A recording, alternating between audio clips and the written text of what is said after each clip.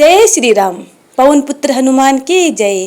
प्यारे भक्तों, आपको मेरा प्यार भरा राधे राधे। वैशाख मास का मंगलवार है, दिनांक 30 अप्रैल 2024।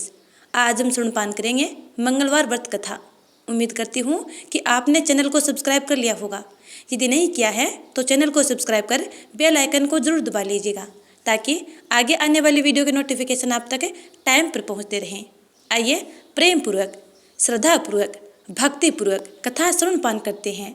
व्यास जी ने कहा, एक बार नैमिषारण्य तीर्थ में 80,000 मुनि एकत्र होकर पुराणों के ज्ञाता श्री सूत जी से पूछने लगे, हे महामुने, आपने हमें अनेक पुराणों की कथा सुनाई है। अब कृपा करके हमें ऐसी व्रत और कथा बताएं जिसके करने से संतान की प्राप्ति हो तथा मनुष्य को रोग शोक अग्नि सर्व दुख आदि का भय दूर हो, क्योंकि कलयुग में सभी जीवों की आयु बहुत कम है। फिर इस पर उन्हें रोग चिंता के कष्ट लगे रहेंगे तो फिर वे श्री हरि के चरणों में अपना ध्यान कैसे लगा सकेंगे। श्री सूत जी बोले, हे मुनियों, आपने लोक कल्याण के लिए बहुत उत्तम बात पूछी है। एक बार युधिष्ठिर ने भगवान श्री कृष्ण से लोक कल्याण के लिए यही प्रश्न किया था। भगवान श्री कृष्ण और युधिष्ठिर का संवाद तुम्हारे सामने कहता हूँ, ध्यान देकर सुनो। एक समय पांडवों की सभा में श्री कृष्ण जी बैठे हुए थे। तब युधिष्ठिर ने भगवान श्री कृष्ण से प्रश्न किया, हे प्रभु नंदनंदन गोविंद, आपने मेरे लिए अनेकों कथाएं सुनाई है। आज आप कृपा करके ऐसा व्रत या कथा सुनाएं जिसके करने से मनुष्य को रोग चिंता का भय समाप्त हो और उसको पुत्र की प्राप्ति हो। हे प्रभु, बिना पुत्र के जीवन व्यर्थ है। पुत्र के बिना मनुष्य पितृ ऋण से छुटकारा नहीं पा सकता, अतः पुत्रदायक व्रत बतलाएं। श्री भगवान बोले, हे राजन, मैं एक प्राचीन इतिहास सुनाता हूँ, आप उसे ध्यानपूर्वक सुनो। कुंडलपुर नामक एक नगर था, उसमें नंदा नामक एक ब्राह्मण रहता था। भगवान की कृपा से उसके पास सब कुछ था, फिर भी वह दुखी था। इसका कारण ये था कि ब्राह्मण की स्त्री सुनंदा के कोई संतान नहीं थी। सुनंदा पतिव्रता थी, भक्ति पूर्वक श्री हनुमान जी की आराधना किया करती थी। मंगलवार के दिन व्रत करके अंत में भोजन बनाकर हनुमान जी को भोग लगाने के बाद स्वयं भोजन करती थी। एक बार मंगलवार के दिन ब्राह्मणी घर के कार्य की अधिकता के कारण हनुमान जी को भोग न लगा सकी, तो इस पर उसे बहुत दुख हुआ। उसने भी कुछ नहीं खाया और अपने मन में प्रण किया कि अब तो अगले मंगलवार को ही हनुमान जी का भोग लगाकर अन्न जल ग्रहण करूंगी। ब्राह्मणी सुनंदा प्रतिदिन भोजन बनाती, श्रद्धापूर्वक पति को खिलाती, परंतु स्वयं भोजन नहीं करती और मन ही मन श्री हनुमान जी की आराधना किया करती थी। इसी प्रकार 6 दिन गुजर गए और ब्राह्मणी सुनंदा अपने निश्चय के अनुसार भूखी प्यासी निराहार रही। अगले मंगलवार को ब्राह्मणी सुनंदा प्रातःकाल ही बेहोश होकर गिर पड़ी। ब्राह्मणी सुनंदा की इस असीम भक्ति के प्रभाव से श्री हनुमान जी बहुत प्रसन्न हुए और प्रकट होकर बोले, सुनंदा, मैं तेरी भक्ति से प्रसन्न हूँ, तू उठ और वर मांग। सुनंदा अपने आराध्य देव श्री हनुमान जी को देखकर आनंद की अधिकता से व्याकुल हो श्री हनुमान जी के चरणों में गिरकर बोली, हे प्रभु, मेरी कोई संतान नहीं है, कृपा करके मुझे संतान प्राप्ति का आशीर्वाद दे, आपकी अति कृपा होगी। श्री हनुमान जी बोले, तेरी इच्छा पूर्ण होगी, तेरे एक कन्या पैदा होगी, उसके अष्टांग प्रतिदिन सोना दिया करेंगे। इस प्रकार कहकर श्री हनुमान जी अंतर्ध्यान हो गए। ब्राह्मणी सुनंदा बहुत हर्षित हुई और सभी समाचार अपने पति से कहा। ब्राह्मण देव कन्या का वरदान सुनकर कुछ दुखी हुए, परंतु सोना मिलने की बात सुनी तो बेहद प्रसन्न हुए। विचार किया कि ऐसी कन्या के साथ मेरी निर्धनता भी समाप्त हो जाएगी। श्री हनुमान जी की कृपा से वह ब्राह्मणी गर्भवती हुई और 10वें महीने में उसे बहुत ही सुंदर पुत्री प्राप्त हुई। यह बच्ची अपने पिता के घर में ठीक उसी तरह बढ़ने लगी जिस प्रकार शुक्ल पक्ष का चंद्रमा बढ़ता है। 10वें दिन ब्राह्मण ने उस बालिका का नामकरण संस्कार कराया। उसके कुल पुरोहित ने उस बालिका का नाम रत्नावली रखा, क्योंकि यह कन्या सोना प्रदान किया करती थी। इस कन्या ने पूर्व जन्म में बड़े ही विधान से मंगल देव का व्रत किया था। रत्नावली का अष्टांग बहुत सा सोना देता था। उस सोने से नंदा ब्राह्मण बहुत ही धनवान हो गया। अब ब्राह्मणी भी बहुत अभिमान करने लगी। समय बीतता रहा। अब रत्नावली 10 वर्ष की हो चुकी थी। एक दिन जब नंदा ब्राह्मण प्रसन्नचित्त था, तब सुनंदा ने अपने पति से कहा, मेरी पुत्री रत्नावली विवाह के योग्य हो गई है, अतः आप कोई सुंदर तथा योग्य वर देखकर इसका विवाह कर दे। यह सुन ब्राह्मण बोला, अभी तो रत्नावली बहुत छोटी है। तब ब्राह्मणी बोली, शास्त्रों की आज्ञा है कि कन्या 8वें वर्ष में गौरी, 9वें वर्ष में रोहिणी, 10वें वर्ष में कन्या, इसके पश्चात रजस्वला हो जाती है। गौरी के दान से पाताल लोक की प्राप्ति होती है, रोहिणी के दान से वैकुंठ लोक की प्राप्ति होती है तथा कन्या के दान से इंद्रलोक में सुखों की प्राप्ति होती है। अगर हे पतिदेव रजस्वला का दान किया जाता है तो घोर नरक की प्राप्ति होती है। इस पर ब्राह्मण बोला, अभी तो रत्नावली मात्र 10 वर्ष की है और मैंने तो 16-16 वर्ष की कन्याओं के विवाह कराए हैं, अभी जल्दी क्या है। तब ब्राह्मणी सुनंदा बोली, आपको तो लोभ अधिक हो गया है, ऐसा लगता है। शास्त्रों में कहा गया है कि माता पिता और बड़ा भाई रजस्वला कन्या को देखते हैं तो वह अवश्य ही नरकगामी होते हैं। तब ब्राह्मण बोला, अच्छी बात है, कल मैं अवश्य ही योग्य वर की तलाश में अपना दूत भेजूंगा।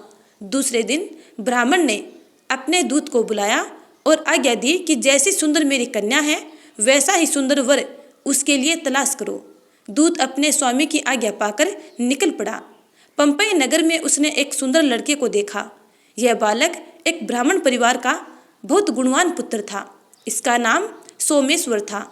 दूत ने इस सुंदर व गुणवान ब्राह्मण के पुत्र के बारे में अपने स्वामी को पूर्ण विवरण दिया। ब्राह्मण नंदा को भी सोमेश्वर अच्छा लगा और फिर शुभ मुहूर्त में विधि पूर्वक कन्यादान करके ब्राह्मण ब्राह्मणी संतुष्ट हुए। परंतु ब्राह्मण के मन में तो लोभ समाया हुआ था। उसने कन्या तो दान कर दिया था, पर वह बहुत खिन्न था।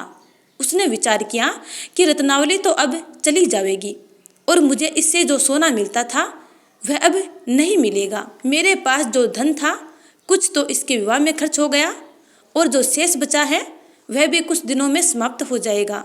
मैंने तो इसका विवाह करके बहुत बड़ी भूल कर दी है।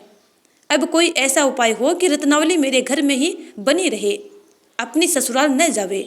लोभी रूपी राक्षस ब्राह्मण के मस्तिष्क पर छाता जा रहा था। रात भर अपनी सैया पर बेचैनी से करवटें बदलते बदलते उसने एक बहुत करुण निर्णय लिया। उसने विचार किया कि जब रत्नावली को लेकर उसका पति सोमेश्वर अपने घर के लिए जाएगा तो वह मार्ग में छिपकर सोमेश्वर का वध कर देगा और अपनी लड़की को अपने घर ले आवेगा, जिससे नियमित रूप से उसे सोना भी मिलता रहेगा और समाज का कोई मनुष्य उसे दोष भी नहीं दे सकेगा। प्रातःकाल हुआ तो नंदा और सुनंदा ने अपने जमाई तथा लड़की को बहुत सा धन देकर विदा कर दिया। सोमेश्वर अपनी पत्नी रत्नावली को लेकर ससुराल से अपने घर की तरफ चल दिया। ब्राह्मण नंदा महालोभ के वशीभूत हो अपनी मति खो चुका था। पाप पुण्य को उसे विचार न रहा था। अपने भयानक व करुण निर्णय को कार्य रूप देने के लिए उसने अपने दूत को मार्ग में अपने जमाई का वध करने के लिए भेज दिया था, ताकि रत्नावली से प्राप्त होने वाला सोना उसे हमेशा ऐसे ही मिलता रहे और वे कभी निर्धन न हो। ब्राह्मण के दूत ने अपने स्वामी की आज्ञा का पालन करते हुए उसके जमाई सोमेश्वर का वध कर दिया। समाचार प्राप्त कर ब्राह्मण नंदा मार्ग में पहुंचा और रुदन करते हुए अपनी पुत्री रत्नावली से बोला, हे पुत्री, मार्ग में लुटेरों ने तेरे पति का वध कर दिया है। भगवान की इच्छा के आगे किसी का कोई वश नहीं चलता। अब तू घर चल, वहां पर रहकर शेष जीवन व्यतीत कर। जो भाग्य में लिखा है वही होगा। अपने पति की अकाल मृत्यु से रत्नावली बहुत दुखी हुई और करुण क्रंदन व रुदन करते हुए अपने पिता से बोली, हे पिताजी, इस संसार में जिस स्त्री का पति नहीं है उसका जीना व्यर्थ है।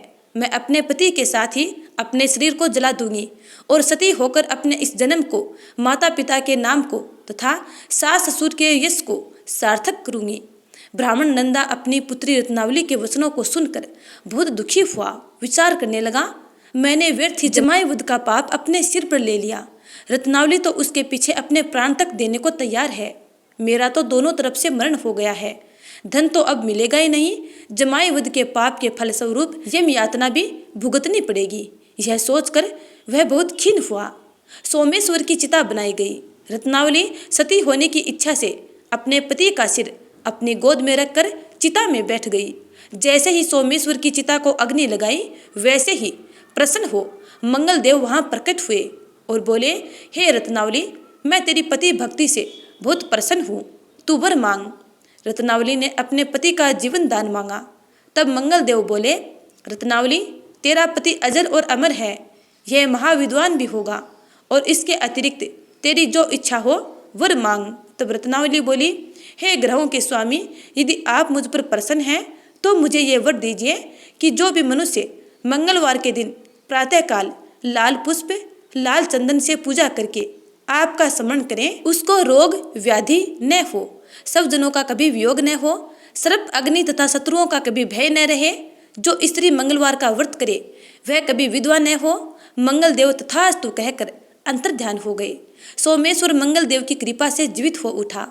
रत्नावली अपने पति को पुनः प्राप्त कर बेहद प्रसन्न हुई और मंगलदेव का व्रत प्रत्येक मंगलवार को करके व्रतराज और मंगलदेव की कृपा से इस लोक में सुख ऐश्वर्य को भोगते हुए अंत में अपने पति के साथ स्वर्गलोक को चली गई। अब सुनते हैं हनुमान चालीसा। श्री गुरु चरण सरोज रज निज मनु मुकुर सुधारी, बरनो रघुबर बिमल जसु जो दयकु फलचारी। बुद्धिहीन तेनु जान के सुमिरो पवन कुमार, बल बुद्धि विद्या देहु मोहि हरहु क्लेश विकार। जय हनुमान ज्ञान गुण सागर, जय कपीस तिहु लोक उजागर। रामदूत अतुलित बलधामा, अंजनी पुत्र पवन सुतनामा। महावीर विक्रम बजरंगी, कुमति निवार सुमति के संगी। कंचन बरन विराज सुबेसा, कानन कुंडल कुंचित केसा। हाथ वज्रो ध्वजा विराजे, कांधे मूंज जनेऊ साजे। शंकर सुवन केसरी नंदन, तेज प्रताप महाजगबंदन। विद्यावान गुणी अति चातुर, राम काज करिबे को आतुर। प्रभु चरित्र सुनबे को रसिया, राम लखन सीता मन बसिया। सूक्ष्म रूप धरि सियहि दिखावा, विकट रूप धरि लंक जरावा। भीम रूप धरि असुर संहारे, रामचंद्र के काज संवारे। लाए सजीवन लखन जियाए, श्री रघुबीर हर्षि उर लाए। रघुपति कीन्ही बहुत बड़ाई, तुम मम प्रिय भरतहि संभाई। सहस बदन तुमरो जस गावे, अस कहि श्रीपति कंठ लगावे। सनकादिक ब्रह्मादि मुनीसा, नारद सारद सहित अहिसा। जम कुबेर दिगपाल चाहते, कभी को बीत कहि सके कहाते। तुम उपकार सुग्रीव कीन्हा, राम मिलाए राजपद दीना। तुमरो मंत्र विभीषण माना, लंकेश्वर भय सब जग जाना। दुख सहस्त्र जोजन पर भानु, लील्यो ताहि मधुर फल जानू। प्रभु मुद्रिका मेली मुखमाई, जल्दी लांग गए अचरज नाई। दुर्गम काज जगत के जेते, सुगम अनुग्रह तुम रहते थे। राम दुआरे तुम रखवारे, होत न आज्ञा बिनु पैसारे। सब सुख लहे तुम्हारी सन्ना, तुम रक्षक काहू को डरना। आपन तेज सम्हारो आपे, तीनों लोग हाँपते कापे। भूत पिशाच निकट नहीं आवे, महावीर जब नाम सुनावे। नासे रोग हरे सब पीरा, जपत निरंतर हनुमत बीरा। संकट ते हनुमान छुड़ावे, मन क्रम वचन ध्यान जो लावे। सब पर राम तपस्वी राजा, तिनके काज सकल तुम साजा। और मनोरथ जो कोई लावे, सोई अमित जीवन फल पावे। चारों जुग प्रताप तुम्हारा, है प्रसिद्ध जगत उजियारा। साधु संत के तुम रखवारे, असुर निकंदन राम दुलारे। अष्ट सिद्धि नौ निधि के दाता, असबर दीन जान की माता। राम रसायन तुमरे पासा, सदा रहो रघुपति के दासा। तुमरे भजन राम को पावे, जन्म जन्म के दुख बिसरावे। अंत काल रघुबरपुर जाई, जहाँ जन्म हरि भक्त कहाई। और देवता चितना धरई, हनुमत सही सर्व सुख करई। संकट कटे मिटे सब पीरा, जो सुमिरे हनुमत बलबीरा। जय जय जय हनुमान गोसाई, कृपा करहु गुरुदेव की नाई। जो सतबार पाठ कर कोई, छूटे बंदी महासुख होई। जो ये पढ़े हनुमान चालीसा, होय सिद्धि साखी गोरीसा। तुलसीदास दा हरि चेहरा, कीजे नाथ हृदय मह डेरा। पावन तनय संकट हरण, मंगल मूर्ति रूप। राम लखन सीता सहित, हृदय बसहु सुरभूप। जय श्री राम। पवन पुत्र हनुमान की जय। जय जय श्री राधे।